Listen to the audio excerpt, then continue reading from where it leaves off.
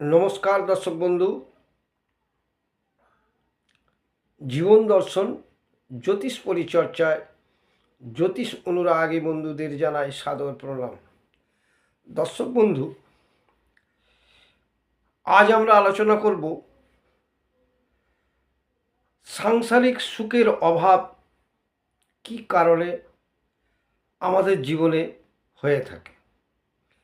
এই ছোট্ট ছোট্ট জিনিসগুলোর প্রতি আমরা যদি দৃষ্টি আকর্ষণ করি বা এটাকে জেনে সংশোধন করার চেষ্টা করি, অবশ্যই আমরা আমাদের জীবনের সুখ স্বাচ্ছন্দ্যকে আমরা তৈরি করতে সক্ষম হব। যেমন লগ্ন হচ্ছে স্বয়ং, মানে ব্যক্তি, পুরুষের ক্ষেত্রে এই লগ্ন থেকে চতুর্থ ভাব আমাদের সুখ স্থান। এই সুখ স্থানকে যদি আমরা প্রকৃত মান্যতা দিই, এই সুখস্থানের জায়গাকে যদি আমরা প্রকৃত পরিচর্যা করি, তাহলে আমরা নিজেরাই বুঝতে পারবো যে এই সুখের জায়গা থেকে বঞ্চিত আমরা নিজেদের কারণেই হচ্ছে। যেমন চতুর্থ স্থানের অধিপতি,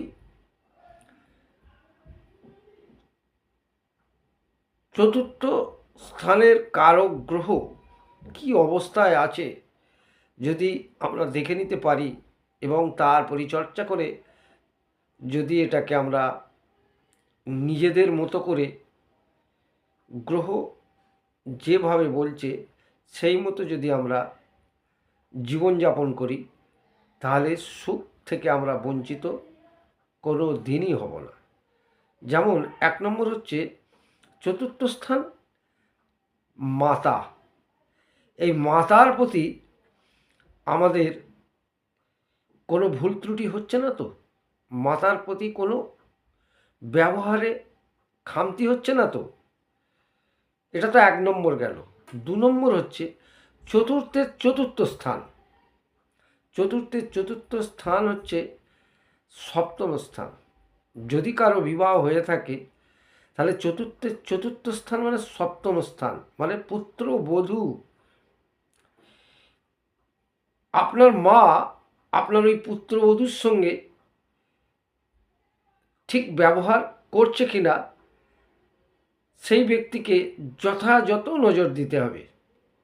আবার সপ্তমের চতুর্থ স্থান পিতৃস্থান, মানে পুত্রবধূর শ্বশুরের স্থান। ওই পুত্রবধূ শ্বশুর মশাইকে বা শ্বশুরের সঙ্গে কতটা সৎ ব্যবহার বা কতটা সৎ আচরণ করতে পারছে তার উপর নির্ভর করছে ওই জায়গার বলবত্তা। আবার দশমের চতুর্থ স্থান হচ্ছে লগ্ন। ওই পিতা তার সন্তানকে তার অনুশাসন কতটা তৈরি করে দিতে পারছে, অনুশাসন কতটা করাতে পারছে, বা তার প্রতি দৃষ্টি কেমন আছে। এই 4টে জায়গা অত্যন্ত ভাইটাল জায়গা। এই 4টে জায়গার মধ্যে একটা জ্যোতিষশাস্ত্রে লিঙ্ক তৈরি করা আছে। 1 নম্বর হচ্ছে লগ্ন স্বয়ং ব্যক্তি, 2 নম্বর হচ্ছে চতুর্থ স্থান মাতা, চতুর্থ স্থান হচ্ছে সপ্তম স্থান মানে পুত্রবধূ, এবং সপ্তমের চতুর্থ স্থান হচ্ছে দশম স্থান মানে পুত্রবধূ শ্বশুরের স্থান। দশমের চতুর্থ স্থান হচ্ছে লগ্ন। এই 4টে জায়গায় কিন্তু চতুর্থ স্থান। এই চতুর্থ স্থান মানে আমরা বিচার করি সুখ স্থান। এই কোনো একটা জায়গা থেকে যদি কোনোভাবে দূষিত প্রভাব তৈরি হয়, তাহলে কিন্তু সুখ থেকে বিচ্ছিন্ন হয়ে যাবে। ওই সংসারে সুখের অভাব ধীরে ধীরে শুরু হবে। লক্ষ্য রাখবেন যে যতটা সম্ভব আমরা নিজেদের ত্যাগ স্বীকার করে যদি জায়গার চারটে জায়গা বলবান করে রাখতে পারি, তাহলে আমাদের সুখ থেকে আমরা কোনোদিনই বঞ্চিত হব না। সুখ আমাদের তৈরি করতে নিজেদেরকে এগিয়ে আসতে হবে। অপরকে দোষ দিয়ে, অপরের দোষ ত্রুটি বিচার করতে গিয়ে নিজের খামতিগুলোকে এড়িয়ে গেলে হবে না। একসঙ্গে সংঘবদ্ধভাবে চার জায়গার চারটে ব্যক্তি যদি নিজেরা সমালোচনার মাধ্যমে কোনো রাস্তা বার করতে পারে, অবশ্যই সুখ থেকে বঞ্চিত কোনো দিনই হবে না, এটা আমার দৃঢ় বিশ্বাস। তাই দর্শক বন্ধু,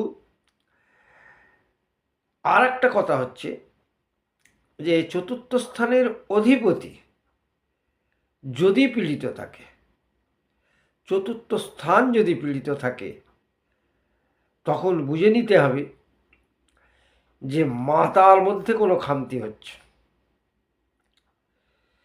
2 নম্বর হচ্ছে, লগ্নে যদি কোনো গ্রহ বসে থাকে, সেই গ্রহ যদি চতুর্থ স্থানকে দৃষ্টি দেয় পাপ গ্রহ হিসেবে, তাহলেও কিন্তু নিজের কোনো খামতি হচ্ছে। আর সপ্তম স্থান যদি পীড়িত হয় বা সপ্তম স্থানে কোনো পাপ গ্রহের দৃষ্টি, যেমন রাহু, কেতু, শনি, মঙ্গল, রবি, এই সমস্ত গ্রহগুলোর অবস্থান বা যদি দৃষ্টি পড়ে, তাহলে বুঝতে হবে যে ওই জায়গার যে মালিক, ওই জায়গার যে বিচার, যেমন সপ্তম স্থান হলে পুত্রবধূর বিচার হয়, ওই পুত্রবধূর কোনো খামতি হচ্ছে, তাকে বুঝিয়ে সুঝিয়ে চেষ্টা করতে হবে সংশোধনের। আবার যদি দশম স্থান পীড়িত হয় এইভাবে, তাহলে জানতে হবে পিতার কোনো খামতি হচ্ছে।